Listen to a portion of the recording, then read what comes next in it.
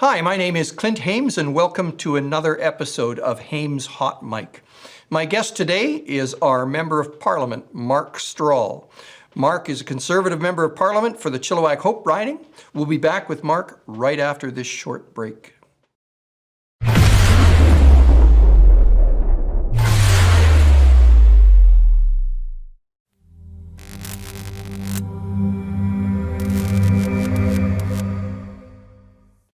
Mark Strahl has spent his professional life serving the public, and in 2011 he ran as a candidate in the riding of Chilliwack-Fraser Canyon, was elected to the House of Commons, where he served in a number of key roles in the Conservative government. He was re-elected in 2015 as a Member of Parliament for what is now Chilliwack-Hope, and served for 3 years as Chief Opposition Whip.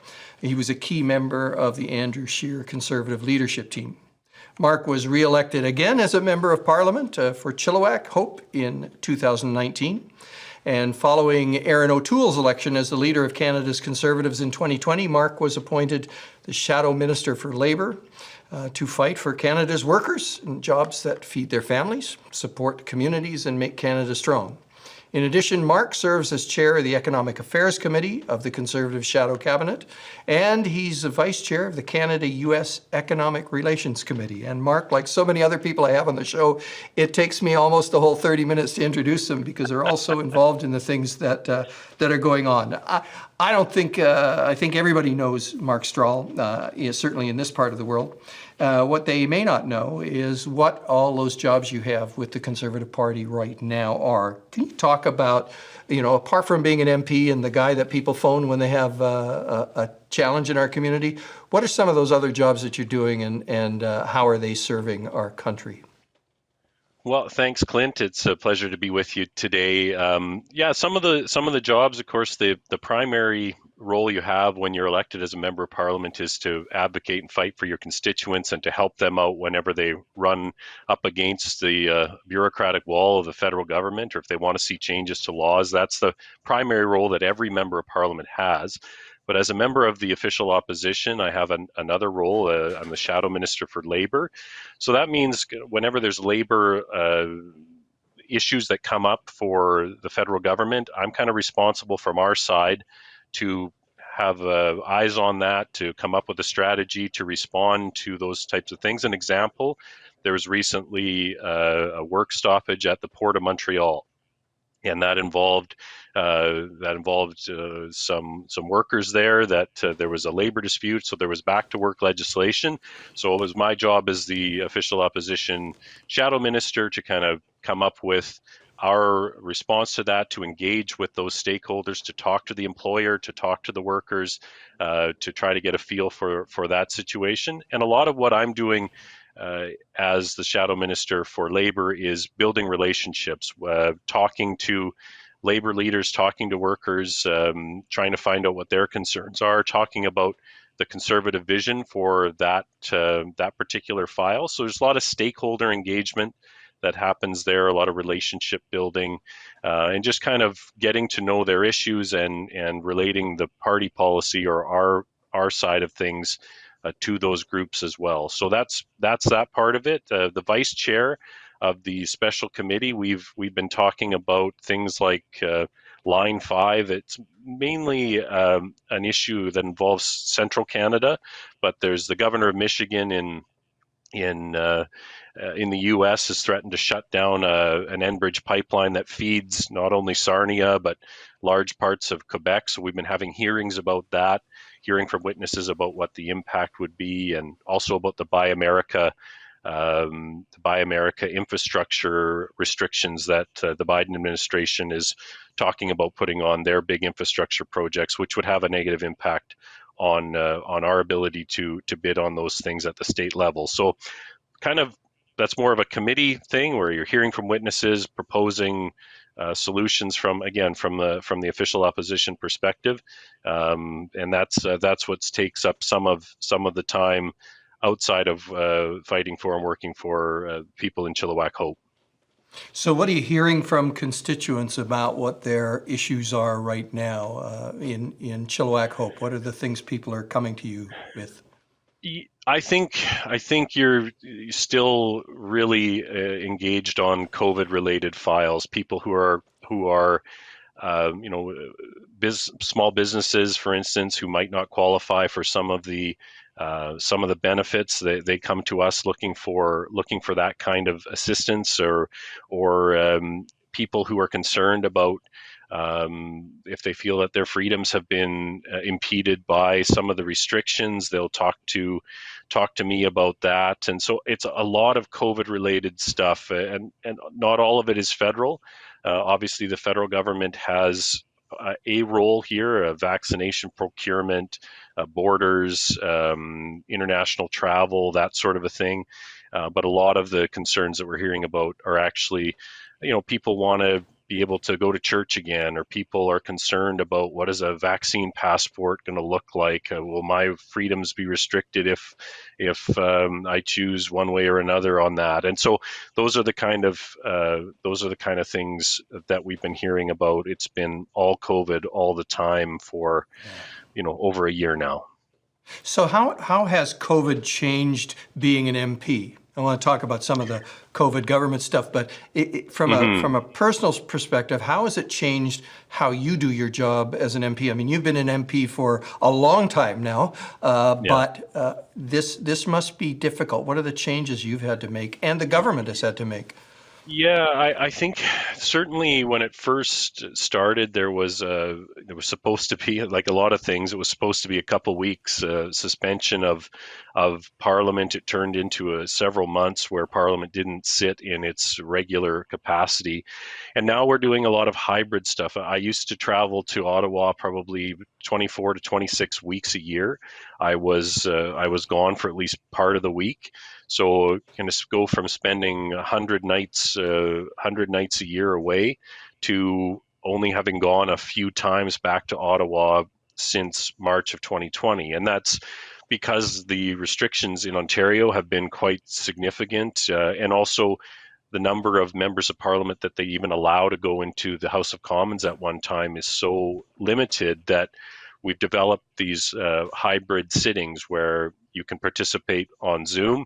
As we're talking right now, you can, today, for instance, I introduced a private members bill via Zoom from my spare bedroom in Chilliwack. And before, I would have been in Ottawa all this week and would have met with my colleagues this morning at caucus and voted. We had 3 votes today that was all done on an app.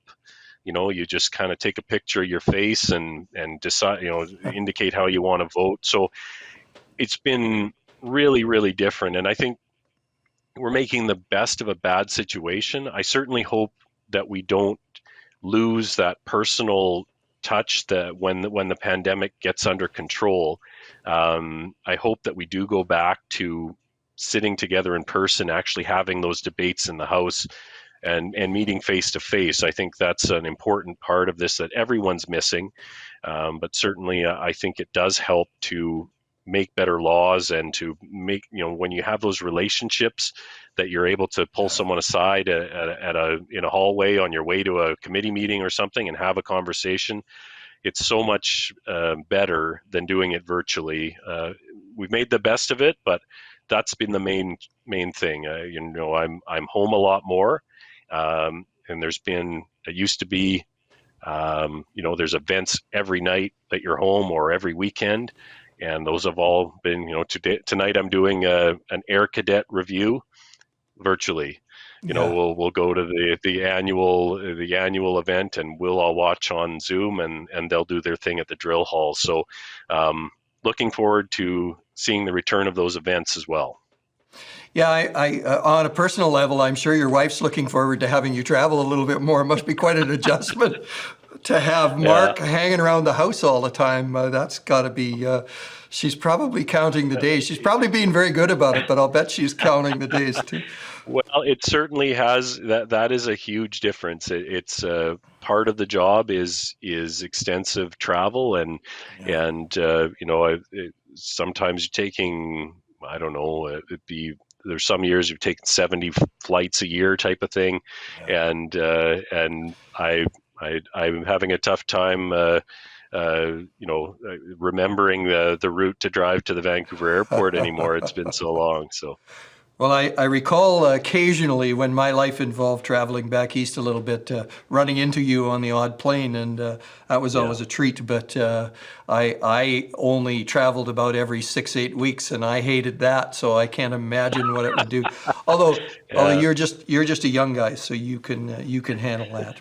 So we're talking about COVID and the government's response, the federal government's response to COVID, things like vaccine procurement, those kinds of things. Your party's been somewhat critical of their response, and I wanted to ask you what that's based on and what you think you guys would be doing differently right now, or would have done differently leading up to this point as a conservative government as opposed to a liberal government.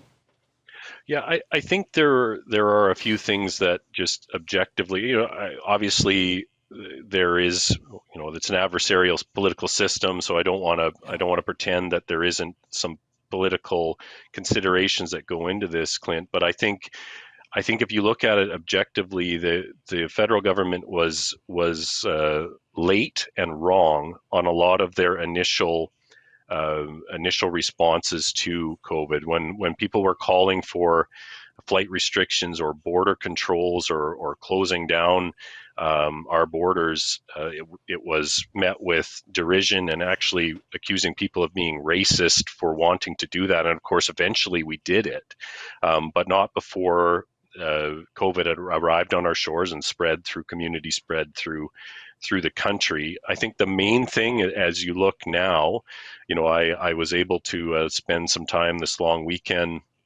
watching Phil Mickelson win the PGA championship with, and you say I'm young, I'm closer in age to Phil than most of these younger guys coming up. But to watch, in the U.S., because they've been so far ahead of us on vaccinations, because of their procurement and ability to produce vaccines, they're ahead of us by several months. You watch the hockey games right now in the playoffs. You have even not just in Florida, but in New York, you've got basketball games, playoff games with fans in the stands. We're several months behind because of decisions that were made by the government. They tried to create a vaccine with China, CanSino. There was a whole process where that took several weeks or months to try to put together a Canada-China vaccine conglomerate. It fell apart. And that put us behind the 8 ball to procure the Pfizer and Moderna vaccines that the majority of the rest of the world, our near peers, were using. So we've kind of, we're catching up now, but I think we were very late on getting in line to buy the vaccines, which has put us several weeks or months behind for reopening. And so I think people are watching that happen now, and that puts our economy at greater risk. If the U.S. economy especially is going to be able to open up faster than ours, that puts our jobs and our competitiveness at risk. So there's been a lot of those types of decisions. In addition to, we can get into, I would say there was some questionable decisions made to, try to take away the power of Parliament to scrutinize spending and taxation for a couple of years right at the start. There was the We Charity debacle that the ethics commissioners now found that former Minister Bill Morneau was in a conflict of interest trying to create that program. There's been some other procurement that has gone to government liberal-friendly firms that didn't have any expertise in producing ventilators, for instance, getting big contracts. So there's been kind of some questionable stuff that's happened while people have been willing to allow the money to be flowing more freely. But I think mainly, if you look at it, we were slow to close the border and we were slow to procure vaccines, which has meant we've been slower to get people vaccinated to open up the economy.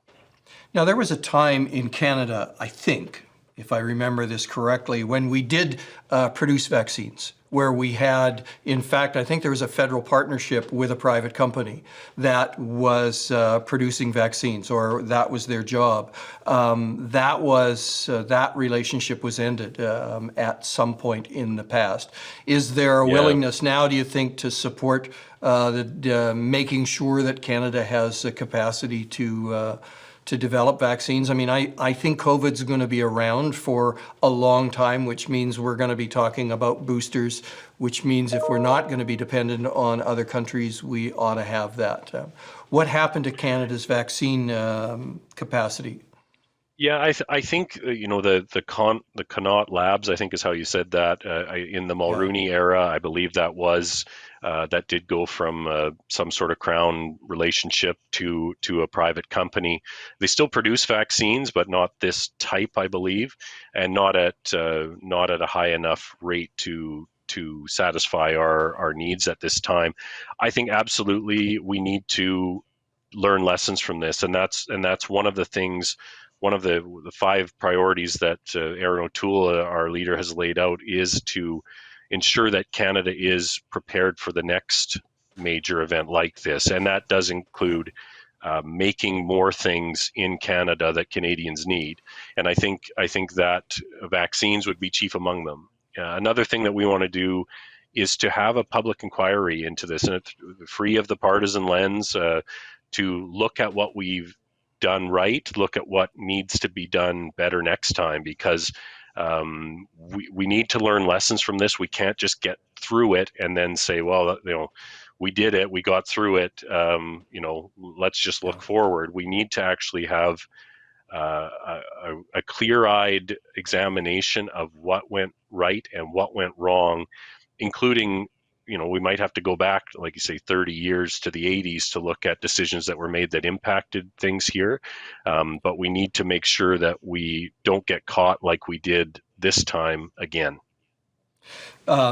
I think that's very sound, and I think most sort of moderate folks like me would say having it sort of nonpartisan is really going to deliver the best answer. Whether I still think in Canada we're not as divided and polarized in our politics as they are in, say, other places that we can all think about. So hopefully that can happen. You had mentioned Aaron O'Toole, and I've been watching. As you know, I'm a fan of Canadian politics, and I follow it. And I'm looking at Aaron O'Toole as the leader of the Conservative Party, and he seems a little on the moderate side for some of the folks there. And I'm wondering how that's playing out in the party. Like I've often believed that the road to, and I'm not expressing any opinions one way or the other, but the road to a majority government in Canada is a government that's maybe more moderate than some of the others that have been there. What's it like to have Aaron O'Toole there as a more moderate conservative voice? Well, I think again, you talk about learning lessons from the past. I think that is a good lesson, that you have to appeal to, in Canada, you have to appeal to about 40% of the electorate, pretty close to it, in order to win, and you have to appeal in all regions of the country. The way the country's set up, if you don't win in urban centers, if you don't win in Ontario and Quebec, quite frankly, you're not ever going to govern the country. And so you need to have a broad appeal that you not only have to bring along your solid core conservatives, but you need to appeal to people that maybe haven't voted conservative in the last number of elections, or were turned off at some point. I hear from people, you go through and you say, ever since Diefenbaker canceled the Avro Arrow, or Mulroney, there's reasons that accumulate why people don't consider a political party. And I think Aaron is trying to find ways, while still being principled, to move more people into considering our party. That's what you want to look at your voter universe. What percentage of Canadians would consider voting Conservative? If you're not consistently trying to increase that, you will end up being perpetually in opposition. And in our system, the you have to try to continue to expand your voter universe. So that's what Aaron's trying to do. He's trying to maintain those people that have voted for us for 30 or 40 years, but get people that are younger, who haven't considered voting Conservative for a while, to look at them. And we talked about labor earlier on. That's one of the things he's been reaching out to organized labor. He's in the past, Conservatives have kind of been, they've kind of fought with unions and with labor. And he said, look, I was raised in a union family, in an auto worker family. My dad worked for General Motors. We have a lot more in common than you might think. We don't have to go to war. And so I think he's doing that on a number of fronts, where he's saying, look, we have common values. Give us another look. I'm a new leader. I've come from a new approach. But you also need to make sure you don't, if you go too far in our party, if you go too far to one side, you start to lose people on the right. And so that's the great challenge of building the big blue tent, is making sure there's a place for everyone in the party. And that's what he's working hard to make sure happens. Well, it's darn fun to watch, I have to tell you. Politics in Canada is so much more interesting than watching the kind of bloodbath politics that can go on other places. It tends to be a kind of a values-based adventure in Canada. I think it might have been your father who said to me once, in politics, friends come and go, but enemies accumulate. And so yes, that is absolutely a truth in politics, and I think too, we can't make the mistake of thinking that political Twitter is political real life. I think that politicians or political observers even can get kind of locked into what they see on social media and think that that's where people's mindsets are actually at. Canadians are polite, they're considerate, they like to find consensus where possible, and so I found that too. I found people that are vitriolic on social media are generally not that way to your face. So and most people treat you like a neighbor as opposed to an opponent. Mark, I'm going to take just a quick break, and we'll be back in about 30 seconds with our Member of Parliament, Mark Strahl.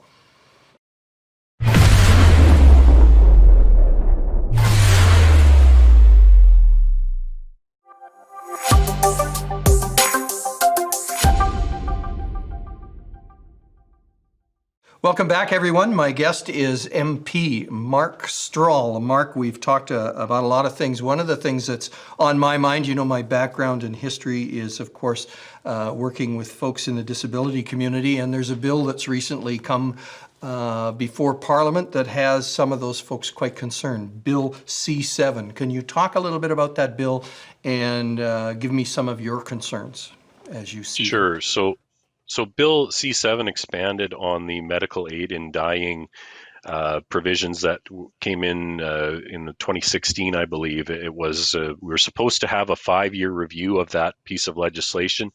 It was that hasn't happened, unfortunately, and the government proposed, in response to a court case, they proposed some amendments to basically expand medical aid in dying from people that had a reasonably foreseeable death. There was basically no hope of recovery, that sort of a thing. It was supposed to be expanded to include people, to include more categories of individuals, people who maybe were worried about having dementia, advanced directives, that sort of thing, where they would lose their capacity. There was a move to kind of expand it. And what happened with Bill C7 is that we went all the way through the hearings, we went all the way through on the House of Commons side, then it went to the Senate. And the Senate proposed an amendment to remove that reasonably foreseeable death provision. And so it allowed for people suffering only from mental illness. This was another expansion, which I was very, very concerned about. We spend all of this time, Bell Let's Talk, we tell people all the time, there's help is available, you're sick, you're not weak. we want you to make a decision that's not taking your own life. And now we have a situation where the government is allowing, through Bill C-7, allowing for people who suffer only from mental illness to access medical aid in dying. That becomes then assisted suicide. And I've been very concerned about that. And the disability community as well. It was people whose only it used to be there, you needed to have kind of a comorbidity thing. There needed to be, you could access it if you were disabled, but only if you had a reasonably foreseeable death coming in reasonably foreseeable future. And that, again, by removing that, we've said that people who have disabilities have the ability to simply to have the government aid in their death. There's nothing else that would cause them to die naturally if they didn't access this. And so it's essentially providing a way for disabled people to end their lives when their life is not at a natural end.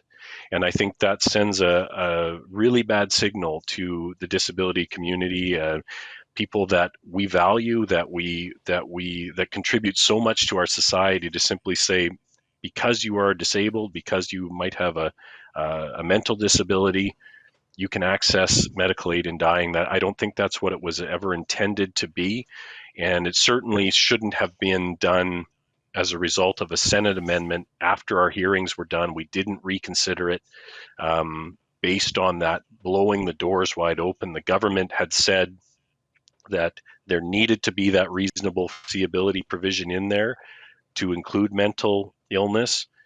And then once it was removed, they passed it anyway. So I was really disappointed and upset that was expanded in that way without consulting Canadians on it. And I think it does devalue certain lives, and I don't think that's the intention. Canadians may have differing views on medical aid in dying, but I don't think they agree with, you should be able to access it if you don't have a reasonably foreseeable death and your only malady is mental illness or disability. Well, it certainly is a contradiction from the other messaging that we're saying that, we need to value people who have mental illness, and we need to provide supports, and we need to encourage them to seek support, and for us, to include them in our lives, et cetera, and then to sort of put this legislation forward. I can tell you in chatting this through in the disability community, one of the things that I think their biggest concern is, there now is an expectation that if you have a fairly debilitating mental illness or disability, that there's maybe some kind of societal pressure that comes that says, well, you're a bit of a drain, so there is this option. And if somebody's dealing with all kinds of other challenges in their life, how can we be assured as a society that people are not being encouraged, but rather getting all the information they need to make these kinds of very life-altering decisions? What's happening? What's happening now with the legislation?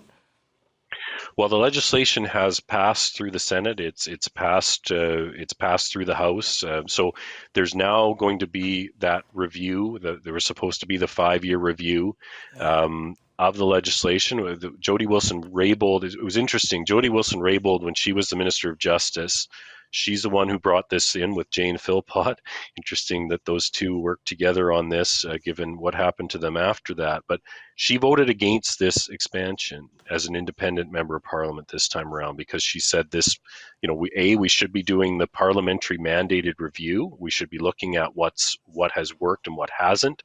But now that will be underway, and we need to. This should never have been allowed to happen, but now we need to build the fence as tight around it as possible. And a conservative government, if we were elected, would repeal these changes. It's just unacceptable that people who are sick, not dying, should be given access to this. And we say mental health is health, and we want to help people get better. To have that contradictory messaging, we've spent tens of millions of dollars a year trying to help people with mental illness, and then to say in one breath, let's talk, we can help, and then in the other breath say, maybe your life isn't worth living, and here's an out for you, I think is just terrible, and is something, as I said at the time, I think it's something that a future government will apologize for. I think they will apologize for ever having considered basically people with disabilities or mental illness to be second-class citizens. How much of this has been driven by that court case that said, no, that language is discriminatory in the legislation? How much of it is being driven by the Supreme Court?